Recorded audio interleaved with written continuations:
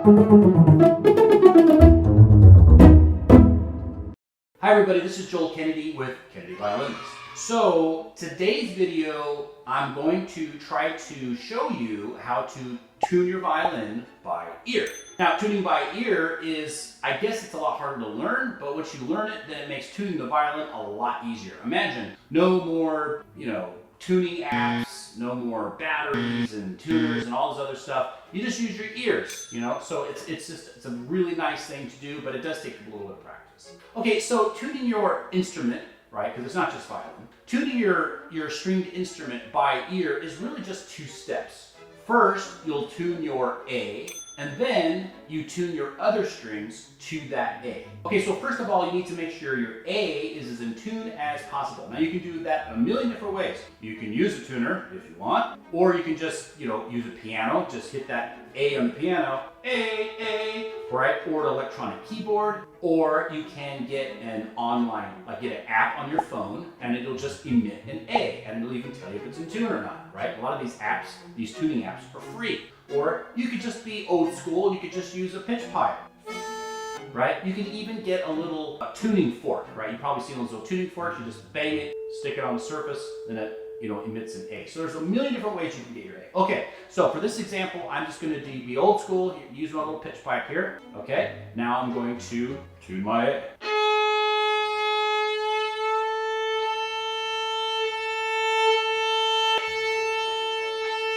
Okay, try it again. I like my A's a little high. This is 440, I like 442. Okay, so I got a good 442. So one thing I want to mention is that what a pitch is a range. Okay, so what makes an A is how many vibrations per second, or hertz. So an A is like 339 hertz to 445, something like that. So it's a range, right? So the 339 would be kind of a low A, the 445 would be kind of a high A. So a lot of devices, they're tuned to 440, it's pretty common. I personally prefer 442. I've heard of European orchestras, tuning to 445. So it's kind of a matter of, your personal preference, but you're probably safe just using, 440. Okay, so now that your A is in tune, you'll want to tune the other strings to that A. So, for example, I got my A, now I want to tune the D a fifth. So all your strings are a fifth apart, they're 5 notes apart, and they're all going to have the same kind of sound even though they're different pitches. So for example, don't worry, I'll explain more. If I play my D with my A, okay, that's a fifth. Now let's say it's out of tune. Going for that hollow sound, right? What about my G? Okay, now my A to my E.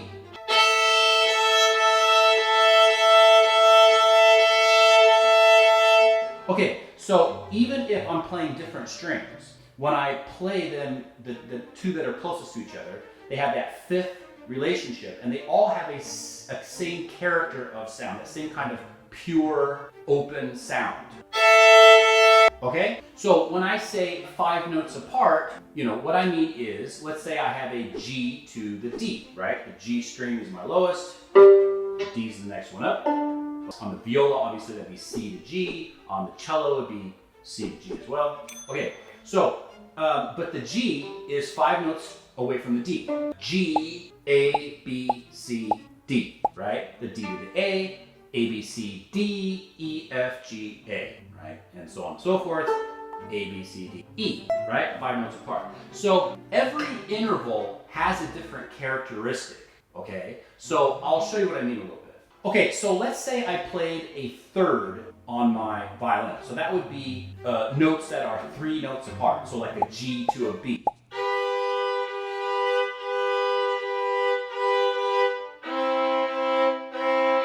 There's all kinds of thirds on my violin, but the third has a certain kind of sound to it. Okay, so what if I wanted to play a fourth? So a fourth would be like an F to a B. So it's very pure sound, but it's very hollow, has a very, very hollow sound. Okay, now what about a sixth? Okay, a sixth would be like an E to a C.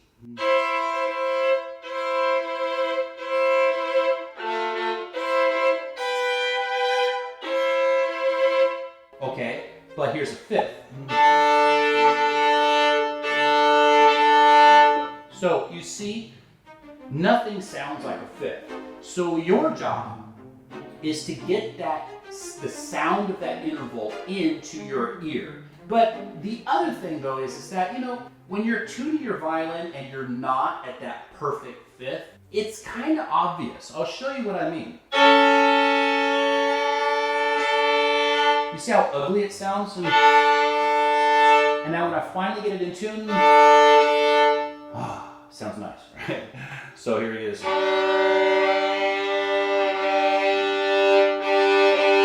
Okay, let's just go back a little bit, and now I'm just going to show you how you would tune your violin. First step, I get my A. Okay, now I'm going to get my violin nice and in tune. It is. So now I'm going to tune my D to my A.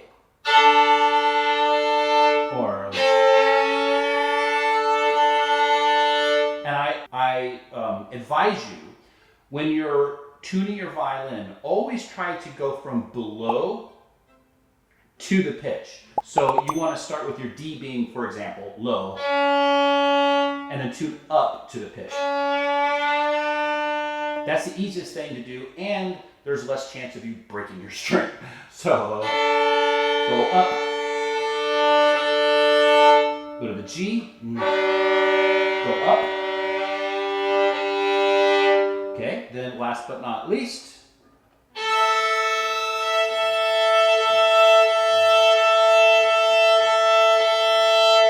okay, so then after you do that, then just go really quickly and just check them all again.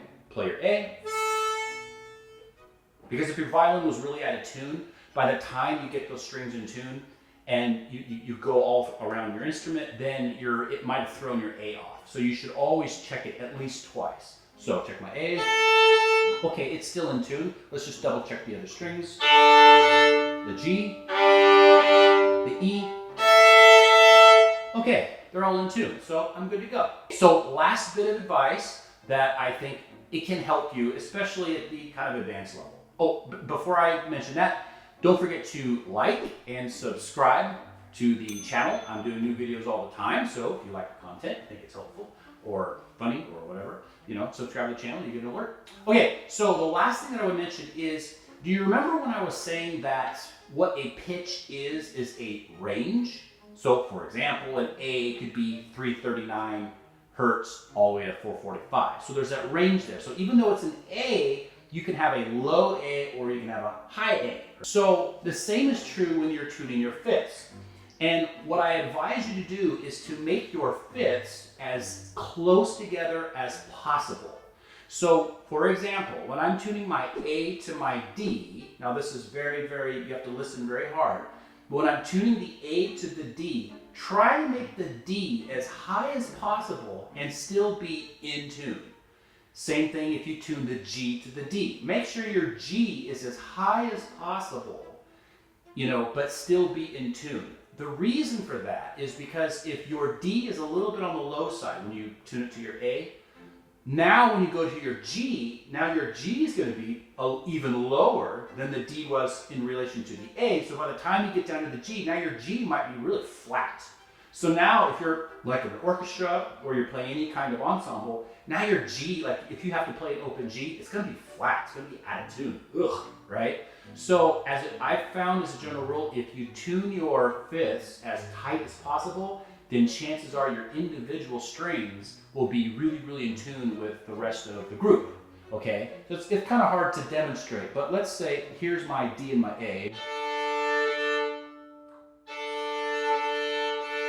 Okay, I don't know if you can hear this or not, but I've got my D a tiny bit flat. It's still technically in tune, and it certainly is a D. If I got my tuner out right now, it would say, oh, you're playing a D. But I want it as high as possible, so I'm going to make it a little bit higher.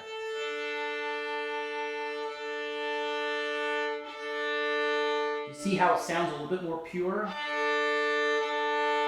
That's what we want, okay? So now when I go to my G, now my G is a little bit flat. I'm going to have to get a little bit higher.